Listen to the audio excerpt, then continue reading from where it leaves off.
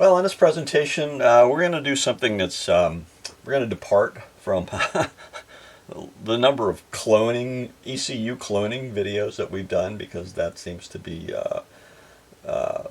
what you'll find on our channel. But this is a different kind of module. This, I guess you could refer to this as a quote-unquote body controller module. We had the opportunity to do this because it was just something which was a departure from what we've done in the past. And after examining these, we actually, before we do these videos, we'll be sure that everything works and we can have a look at the data.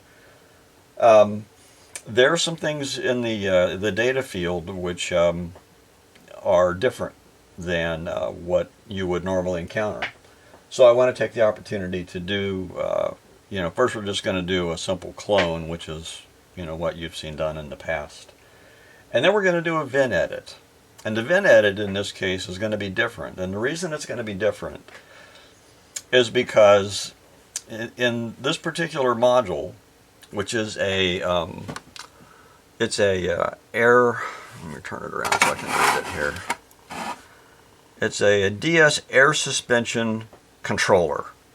Okay, that's what this module does. And it's out of a, 2003 Ram truck, I suppose. Anyway, the VIN in the eeprom is stored in 4 places. And that's really unusual. Usually they don't do that. Normally the people that write the code that runs in the module don't have the VIN stored in four different places, but these guys did. So what I'm going to show you is, first of all, we're just going to do the clone, and then I'm going to show you how we use the Automotive Kit software to address editing a VIN in 4 places without you needing to manually visually search for all of those locations in the data field. So first, let me show you how these things come apart, because modules come in all shapes and sizes, okay, and they come in all kinds of packaging configurations. Some are plastic, some are metal, some are sealed. If the module is out exposed to the environment, meaning it's under the hood, that's a very severe environmental state for a module in which a module has to operate. So those things are normally sealed pretty well. Sometimes they can be a challenge to open and access the internal memory part. Sometimes you can't. Sometimes they're potted or sealed to the point where you can't actually get to it. In that case, eeprom work, which is what we do, is not going to be successful simply because you can't access the part. Anyway, these guys, I'll just turn this one over. I've already opened these up clearly, so it's not a matter of me struggling with the way that they're put together. But they're just these metal tabs that are, folded over, and that holds the top part of the assembly lid, the top part here, to the bottom part of the assembly. So to open it up, you just bend the tabs back and take off the top. And that's what we're going to do. Okay, so this one is a salvage one, because it says salvage. And this one is the bad one, okay, because it says bad, original. All right, so what we're going to do first is we're going to do a simple clone. And the way that that's done, as you've seen if you've watched our other videos, is we're just going to locate the memory part, and then we're going to attach to the memory part. We're going to read the memory part. We're then going to take the data that we have read. We're going to move over to the salvage unit, attach to that same memory part, and program it. And that's all we need to do in order to accomplish a cloning operation. So let me open this up, and I'm going to zoom in, and you can see the memory part. So just give me a second here.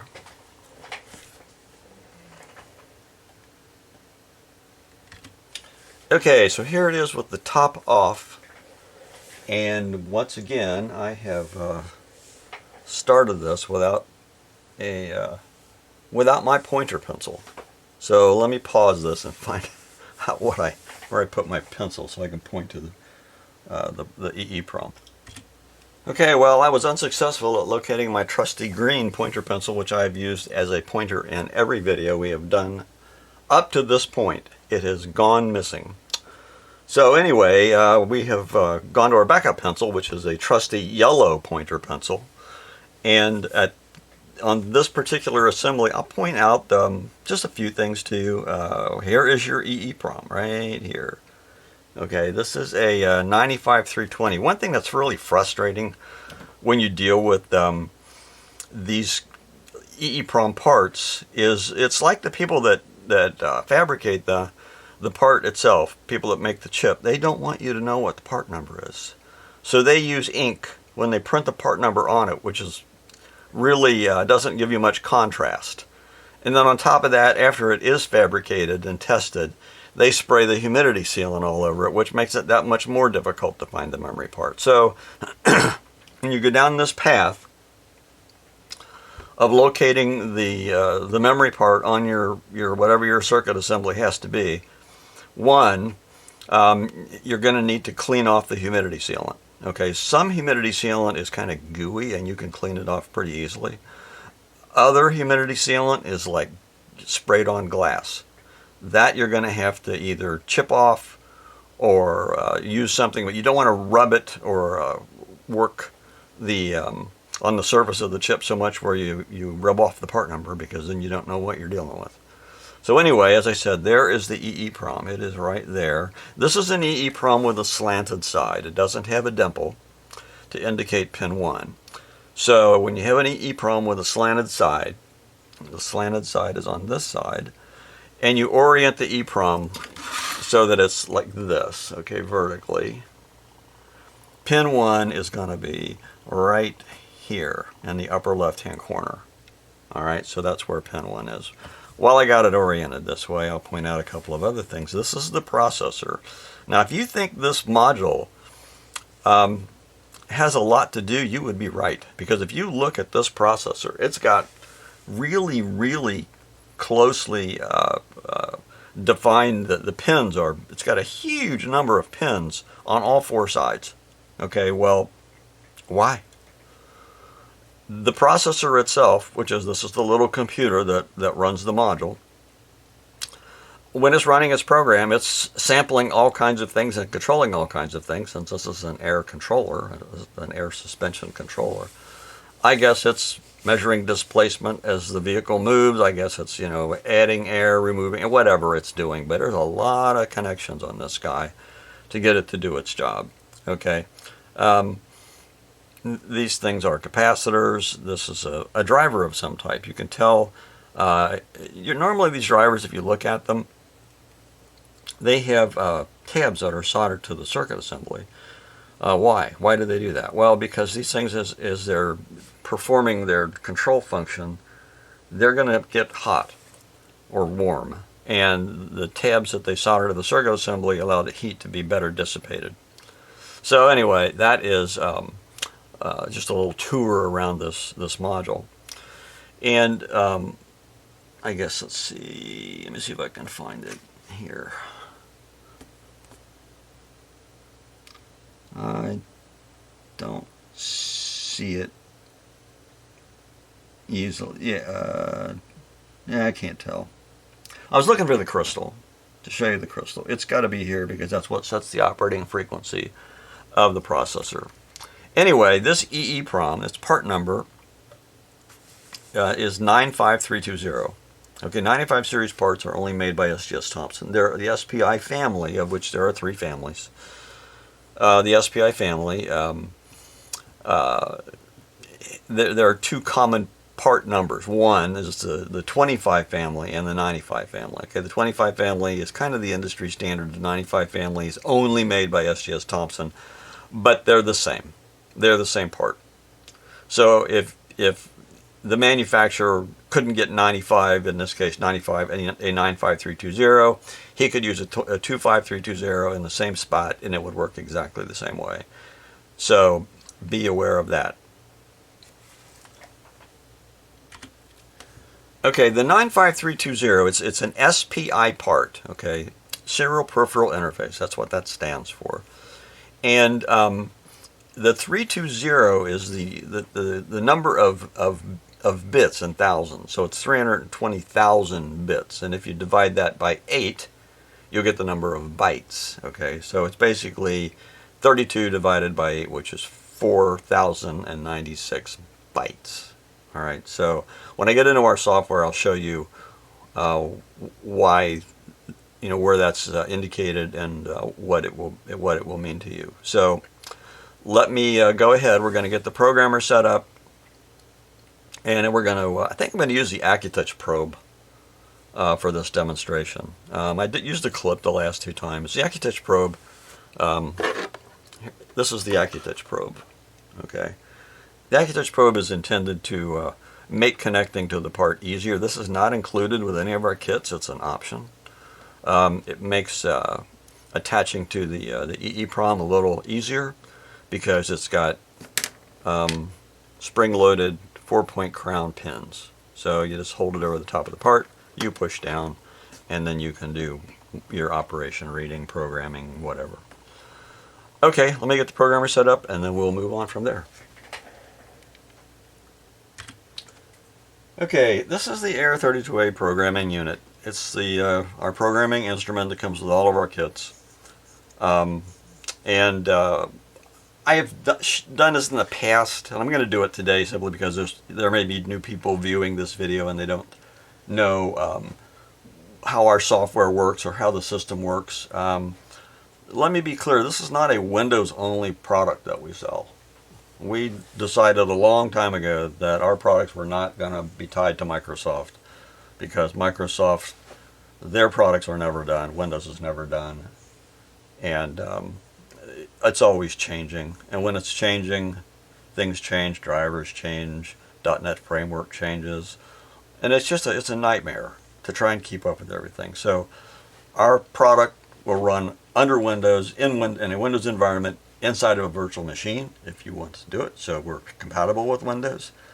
But it will also run without Windows, okay? Meaning that our software, you can run it from any piece of hardware, not Apple, but IBM PC compatible hardware, standalone. Run it from the CD, run it from a bootable USB drive, and you can do everything that you can do under Windows, okay? In the Windows environment.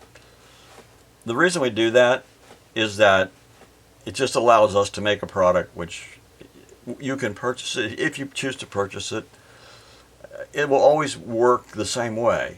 All you have to do is find a host platform to run it on, and it'll work. Old hardware, new hardware, it doesn't make any difference. It will always work. Okay, let me switch over to the computer, our computer screen. And I'm going to start our software. So let's go to the computer, which is here. And if you're interested in the machine that we're using, this is a Panasonic Toughbook CF31. And we have an express card interface connected to it. And that's how we control the programmer. And this is the icon, the desktop icon, which has eeprom plus, because the eeprom plus system is what we use as the foundation, as I said, for all of our products. So whether you have an automotive kit, a locksmith kit, or any other kit application, this is how you would start the software. So we're just going to double click it, and the software is going to start. And this is what you see next. This is the device selection table. Okay, the device selection table,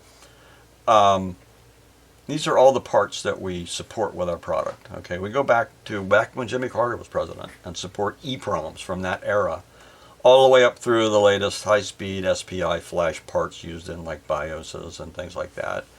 And in that that particular time period between the I'm going to say probably the mid 1990s. Up through today, a technology family was used in a whole bunch, lots and lots and lots of vehicle modules called serial EEPROMs. Okay, and anyway, these are all of the parts that we support. And if you get then into the serial EEPROM categories, there are three. There's the 24 series, there's a 25 series, and then there's the 93 series and other variants of the 93 series. However, once you determine your part number, you don't have to visually search through all of these that are on the screen, although you can. If you want to pick one off the screen, you just highlight it and then press enter and it'll select it for you, or you can press insert and it will also select it for you. But that's not really the easiest way to do it. The easiest way to do it is to come down here where it says enter device type. And as I said, for the modules with which we'll be working today, that is a 95320. So you enter that, press the enter key, the system will search through all of those numbers and it will locate the appropriate driver. And this is what I want to take the time to point out. This programming unit has a dip switch. I'll switch back over to the overhead camera and get my pointer pencil, and that is right here. Okay, this is the dip switch on the programming unit. Okay, and if you look at the computer screen, there are up arrows and down arrows. Up arrows mean the dip switch goes up, and down arrows mean the dip switch goes down. But for serial EEPROMs, which is what most of the people that are watching this video are going to be working with, these don't change. So once you set them, 2, 3, and 5 are up and the rest are down. Now over here, we have additional information. It says, requires adapter ASER SM1A or ASER EE2. The ASER SM1A is our most recent adapter. The ASER EE2 was an older adapter which did not have variable voltage capability. And, well, it'd be very unlikely that you would use that adapter, but it's just available to anybody that might need it. Okay. The adapter, the ASER SM1A, is right here. Okay, this is it. You'll notice previously I referenced the 3 families of part. Okay, well there are 3 sets of headers, for one representing each family. All right, so we have the 93 family, which is here. This is microwire family. Then we have the 95 family here. And then we have the 24 family here. So you're going to connect either your clip, your AccuTouch probe, your precision probe set, your standard probe set.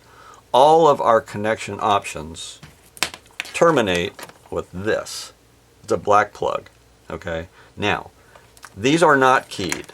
All right, they're not keyed. There's no little surround that guides the plug onto the pins. So we say here, pin 1. BRN, because we always use color-coded cables because it lets you know what colors represent what pins, is the reason we do that. Pin 1 is brown, so you just want to make sure when you put the connector onto the adapter, pin 1, brown wire is on the right. People turn them around, and I know they turn them around because when we do customer support, one of the questions we ask is a brown wire on the right? Well, no, the brown wire's on the left. Well, then you got the plug on upside down. That doesn't hurt anything, just doesn't work.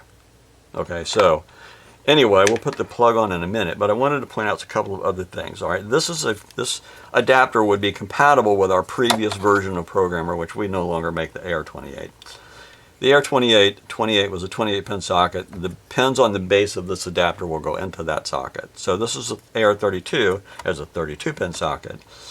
But since this is a 28-pin base, you have to insert adapter fully left. And we write it. We print it in the silk screening right here. Insert adapter fully left. Sometimes people insert the adapter fully right, and it doesn't work. So when you put it into the programmer, you insert it fully left. And the way you do that, this is the 0 insertion force socket. You lift up this handle at about 45 degrees, and that releases the little leaves in the socket. Then you put the adapter in, just let it, kind of slide it forward there until it's in place. Then you let go of the handle, and that'll hold it in place. All right, so the adapter is now in the programming unit. So let's go back to the computer screen and look at the other switches. Okay, there is a 4-position dip switch on the adapter. And to set the 4-position dip switch, we will show you the same arrows.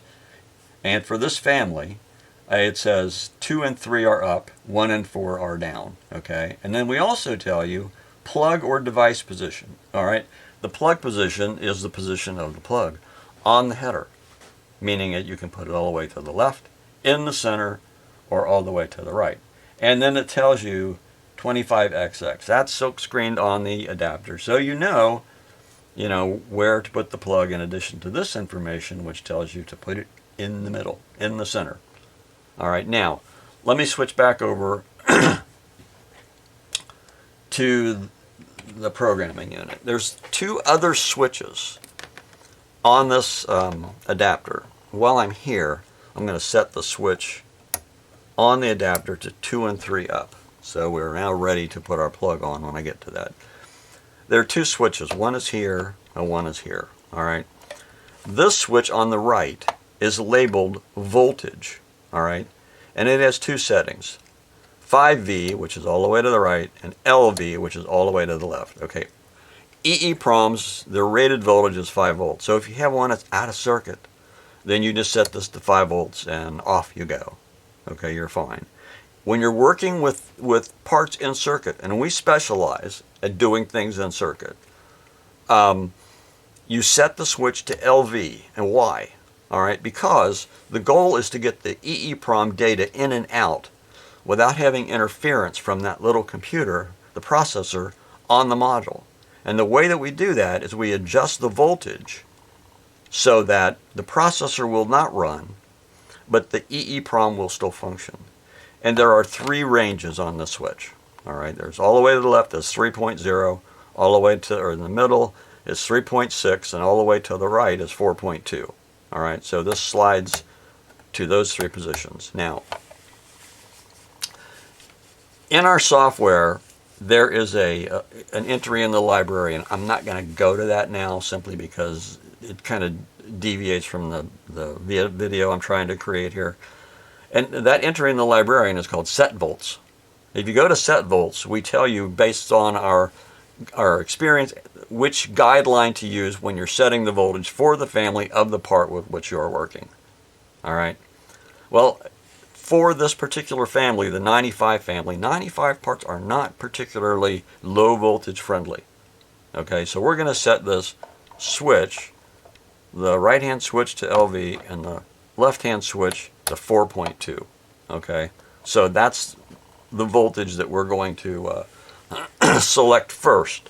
Whenever you work with parts in circuit, it's a bit of a science experiment because the part in circuit is already connected to all of the other parts on that circuit assembly. And here we come along and say, okay, part, we're going to make you pretend like you're not hooked to anything and you're just sitting here on the bench without anything attached to you. And that's not an insignificant task. We've been doing it for a while and our product is pretty good at it. And what that means is you don't have to unsolder parts. It's really rare where you would have to unsolder a part to use our system. And that, you cannot say that about most of the other tools. Most of the other tools where, I'm not bad-mouthing the other tools. You've got tools, most of them are diagnostic port tools. And they've got EEPROM functionality, which was kind of added as an afterthought. But it doesn't always work. All right, well, there's a reason it doesn't always work, because they kind of added the eeprom functionality as an afterthought.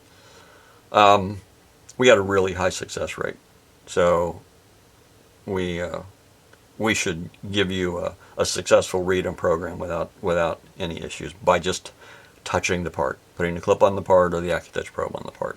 All right, let's put the Accutouch probe onto the adapter. So we know it goes in the center, and we know the brown wire goes on the right. So we got the brown wire on the right, we got the center connector, center header, and we know that the 4.2 volts is the voltage which will give us the best opportunity for success. And now we are ready to move forward. Okay.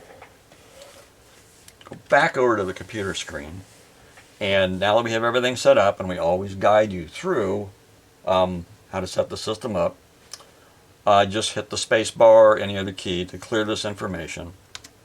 And now we're at the screen. This is the main screen, the main command list, where we give you the opportunity to choose what you want to do. Okay, and down here it says select command, because you're going to select a command as to what you want to do, because it says command list.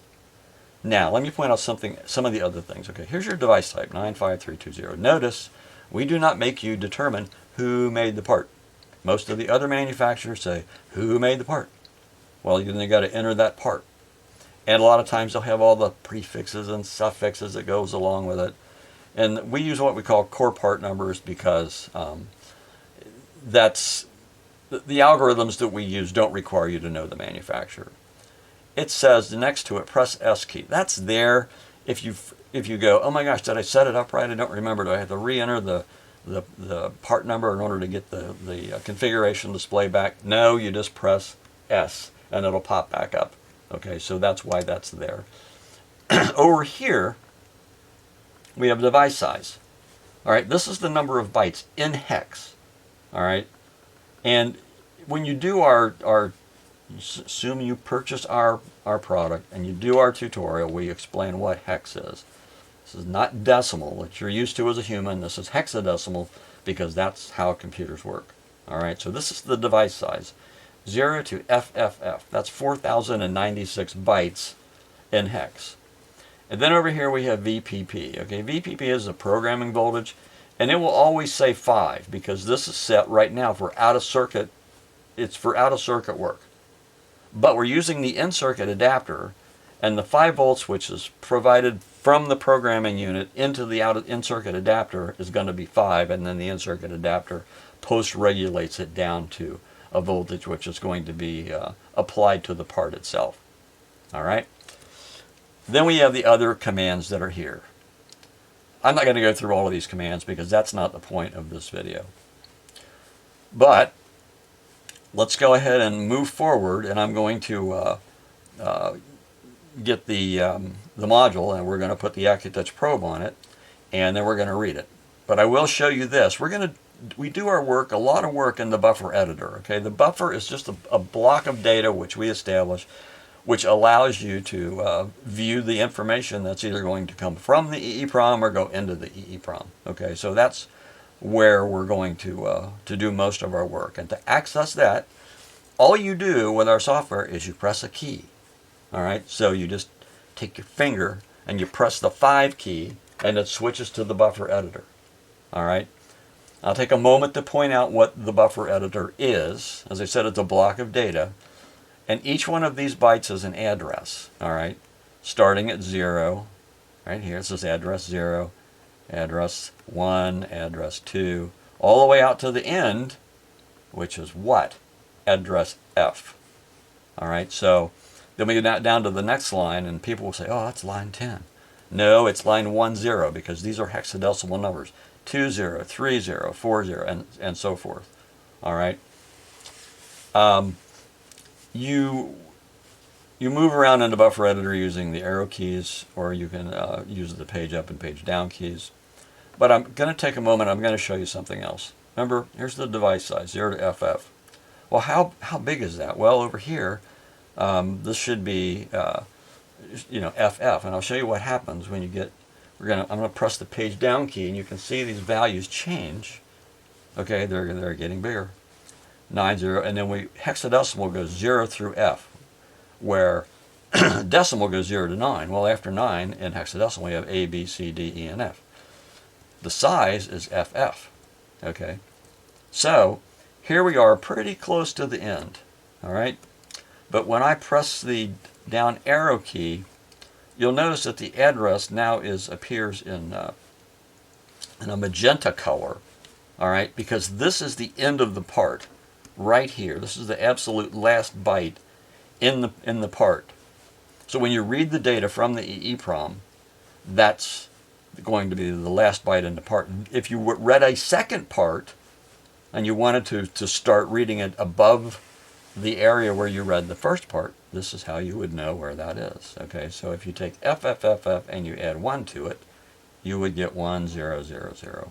All right, so that is that.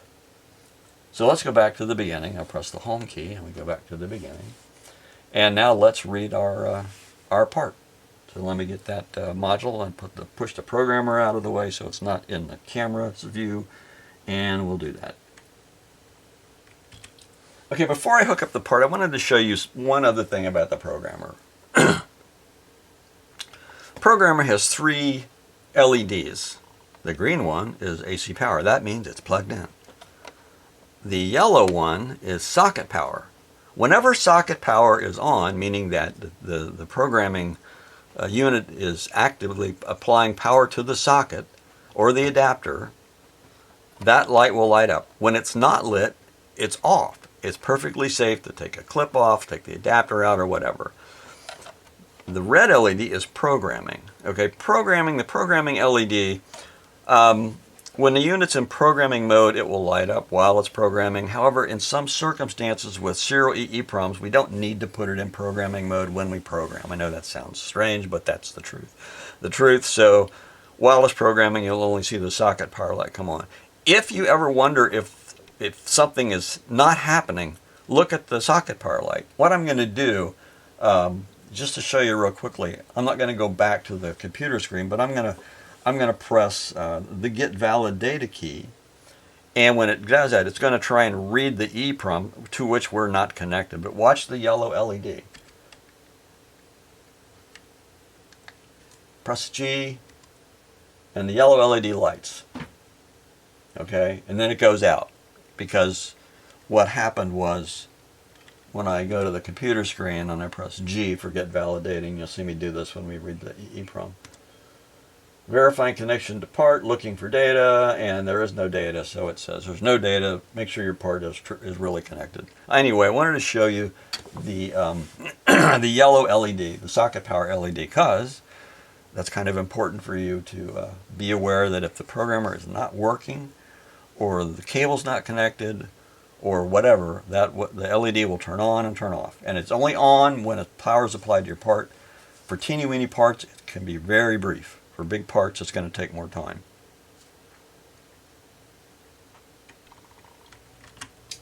Okay, here's the salvage module. Here's the EEPROM on the salvage module.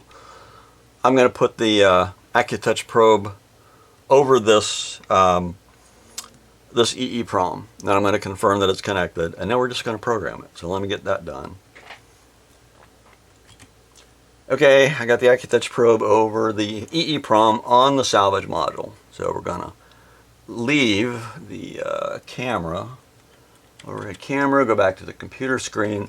There's the data from the original module. It's in the buffer. Okay, now we could save it to a file, but we don't have to. I'm not going to do that right now. I'm just going to go ahead and program this. So how do we program from the buffer? Well, I'll go back to the command list and show you here.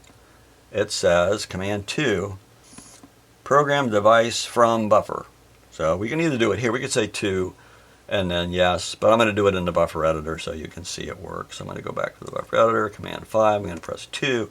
And if you look down here, it says program from buffer start, address 0, yes, no. So we're going to say yes.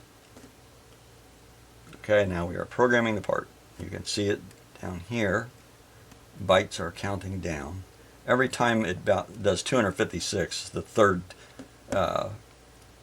character changes, so we don't spend time updating the screen, which just takes more time, makes it go more slowly. This is a relatively big part. Okay, there we're counting down. We're verifying after programming automatically to be sure everything worked. Programming complete. Data verification is correct. So we're done. Okay, we are done with this clone. Take this module, put it back together, put it in the car, and hook up your scan tool, erase your DTC, and off you go. You should be all set. That's how easy it is to clone. All right, but there are some other things that I want to show you about the data in this module, because first of all, the 95320 is a 4096 byte part. Okay, for an EEPROM, that's a pretty big part, considering, let's say, like a 93C56, which is 256 bytes. So this is a pretty big part. There are bigger ones, the 320, and then you got the 640, and then you got the 128, and the 256, and the 512. I mean, but as serial EEPROMs go, this one is it's pretty large. All right, so what do we do now? Okay, programming complete data verification is correct. I'm going to go ahead and show you where the VIN is. Okay, the clone is done. I'm not gonna program directly into modules anymore. But this is something that I wanted you to see because it's kind of unusual. Let me program another set.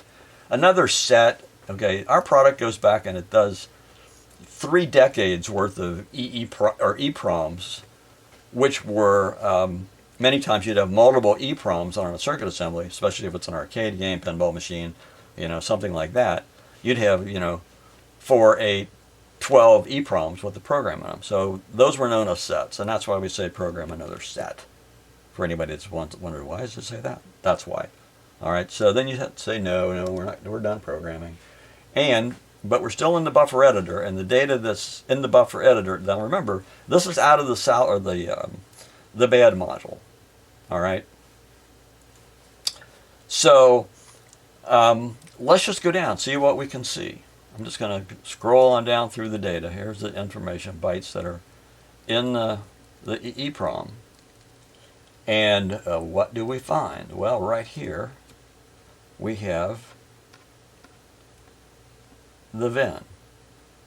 And down here we have the VIN again. Okay?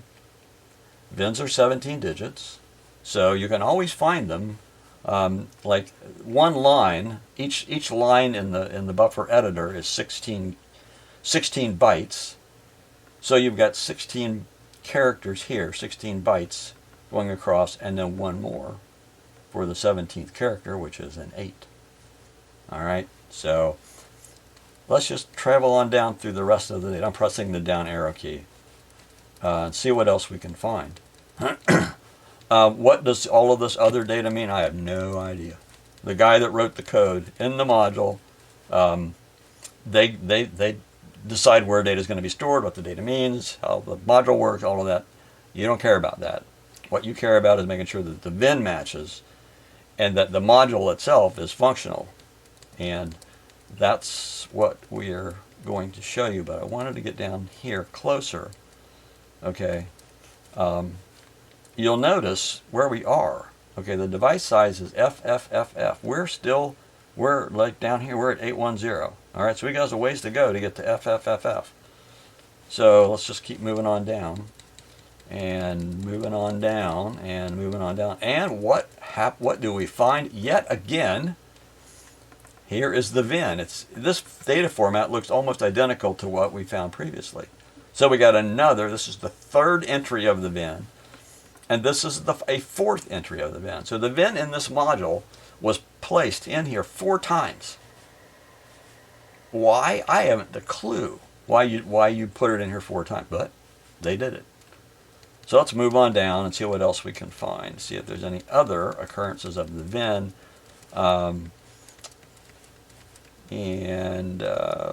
There's other stuff. If you wonder why we have dots here, okay, in ASCII, okay, those are human readable characters. Okay, so if it's a human readable character, if it's a hexadecimally encoded human readable character, all right, like over here, this 55 in hex translates into a human readable U. All right, and back up in the VINs are ASCII. They're stored in the ASCII format. Unless you got a weird Mercedes module where they decided to encode the VIN. Okay, so we're getting toward the end, and there's more data stuck down here, but we're coming to the end of the module. And right here, as I said before, if I go down one more, okay, here we are at 1000. There's no data there. It's all F's, but the last byte in this particular EEPROM is here. All right. So the VIN in this module was stored in 4 places. Well, how would you know that unless you start looking through all of the data to find it? Well, I'm going to show you a way that with our product, that you can do what's called a search. So I'm going to go back up to the top of the screen here, and then I'm going to move down until I find the VIN. Okay, let's go down here to where we find the VIN. Okay, here's the first occurrence of the VIN. All right, now, the VIN is, well, 1C6RR7PT8DS525668. All right, so we're going to do a search function, which is something in our software which you're not going to find that in most other tools. So we're going to press S for search.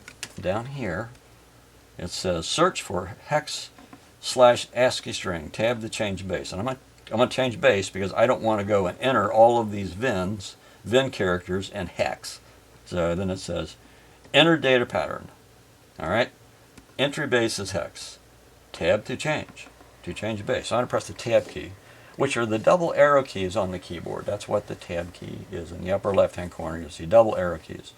All right, those go back to the days of the typewriter. So we're going to press tab, and you're going to see that the entry base is now ASCII, meaning I can just type these characters right from the keyboard, and they will show up down here where it says enter data pattern. Okay, so I'm going to type 1C6RR 7PT 8DS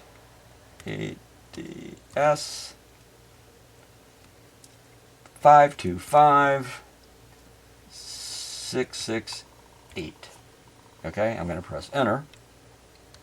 And it says enter buffer starting address. Basically, where in the buffer do you want to start the search? Let's say you wanted to search after that particular VIN. But we don't want to do that. We're going to start searching from the top, and I'm just going to show you how that works, okay? So I'm going to say start at address 0. I'm going to press enter, and it's going to search. And you'll notice right here it says there's the reverse cursor indicating this is the string that we just hit a search for. Okay? Now, are there more than one occurrence of this VIN? Well, we don't know that from here. I mean, actually, yeah, we do. You can go down here and see it. But you can look down here. It says you have your options. It says found data match here. Continue, modify, replace, or exit. Well, let's continue and see what we find. Press C to continue. Boop. There's the next occurrence. Let's continue again. Boop. There's the next occurrence. Let's continue again. Boop. There's the next occurrence. So this VIN shows up 4 times in this data field. Oh my gosh. So if you wanted to edit the VIN, you could go and manually enter each character in all 4 places, which would be tedious to do. So I'm going to show you another feature of the search command, which allows you to avoid doing that. So we're going to exit. Let's press escape to exit. We're going to go back to the top, home. We're going to go down to the VIN. Our software doesn't remember the VIN because it's we do a lot, but we don't do that. We don't remember the VIN. Okay. So you're going to have to re-enter the VIN again to do the search. So we're going to say search, and then we're going to do 1C6RR 7 PT 8DS DS52525 668 668 8. Enter. Buffer starting address 0 0. Enter. Okay. There is the first occurrence of the VIN. Now, if you look down here, you have the opportunity to, if you just wanted to modify that one, you just press M and you'd go into the modify mode and you could change it. Or you can press R for replace. Alright, so I'm going to press R for replace. Existing data pattern. Okay, that's the VIN. But what's the VIN that I want to change it to? Well, usually the VIN is for a specific series of vehicles or models or whatever. It's the first, I'm going to say like 8 to 10 characters are the same. So I'm just going to change these last ones to something different just so you can see how this works. Okay, I could change them all to something, but I'll tell you what, let's change the first ones. Let's change it to a 2B. I don't know who that manufacturer would be. And then we'll just, we'll just make up a number here. 3, 4, 4, 5, 2, 3, 1, 9, 9, 8, or 9, 9, 7, 6, 6, 1, 1, 2. Okay, that's not a VIN, it's just a number. But it's going to be easy to see once we change it. So I'm going to press enter, and it's going to say replace. Okay, yes, no, all, or exit. Well, if I press A for all, it would scan through and replace all of the VINs with the number that I entered. But I'm going to do yes so you can see it happen one at a time. Okay, so I'm going to say yes, and you'll see that it moves to the next VIN. I'm going to say yes again, and I'm going to move to the third VIN. I'm going to say yes again, and it moves to the fourth VIN. I'm going to say yes again, and then it's going to say pattern not found, meaning that was the last occurrence of the VIN in the data field. But now let's go back and look and see what happened. Okay, now as we scroll down into the data field, we will find the VIN that we changed is now here. This is the number that we entered to replace it. Okay? So that's a feature that our software has that other pieces of software do not. Okay, so all of the VINs have now been changed to the new numbers. That one's changed. And as I move down lower, come on, let's get down here.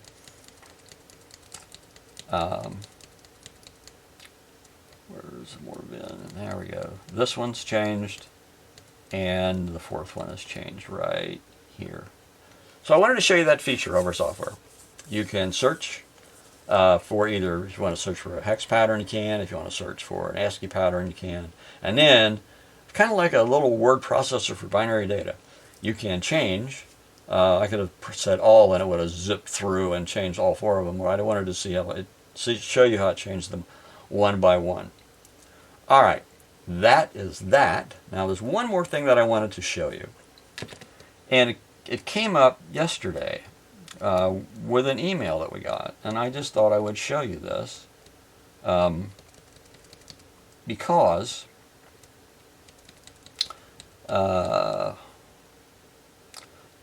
VINs, depending upon the processor that is used by the design team in the module, the processor may store a VIN in a format which, when you read the eeprom, is going to look like the characters are switched. Okay?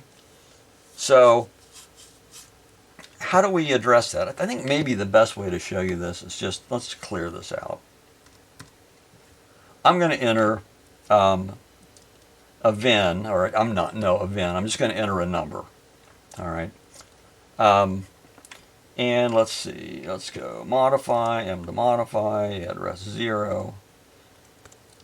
And we're still in ASCII. Let's kind of, if I can remember what the VIN was, 1C25, I'm just making this up, 353D66971113. Okay, that's my pretend VIN. Now, why am I showing you this? All right, well, if you look at the VIN that you've read from an eeprom, and it says C1527643. Basically, every 2 characters are switched. That happens because of the way that the 16-bit processor will store the data. All right. Well, we have a command in the buffer editor called byte swap. And if you do a byte swap, you can reverse those so it's more easy for you to enter the VIN. All right, so I'm going to do the byte swap, and it's going to cause this to swap. So you can see what it would look like if it was read basically from a 16-bit processor storage format, but you can see what it would look like. So I'm going to press B for byte swap. And if you look down here, these are all the things, byte, word, data manipulation. You don't get this in other products. So we're going to swap the bytes. And now this is what, if you read it from a 16-bit processor-based module, this is what you would see. And you go, wow, that VIN looks really screwed up. Looks like all the characters are swapped. Right. But if you want to edit it, and you want to edit it in a sequence that is more friendly, meaning what the car's VIN actually is in order, you just press B for byte swap, and it'll switch it so you can edit it. Just remember that after you do the edit, you got to switch it back. Otherwise, when you program the part, the VIN won't be stored correctly. Okay, but that's just a way for you to edit the VIN if you happen to have one where the bytes are reversed. All right, well, that wraps up what I wanted to show you. I have no idea how long this video went, but I will say, as I always do, we appreciate you watching these, and hopefully you find the information helpful, useful, and informative. And the procedure that I did today was our Automotive Kit 1, and I'll put links to our products in the description for you. If you like this video, please give us a like. If you would like to subscribe to our channel, we would appreciate that as well. So once again, we're not a big business here, and we certainly would appreciate you purchasing our products if you feel that they would be of benefit to you in whatever your application is. So once again, we thank you for watching, and all of this information is available on our website, which is arlabs.com.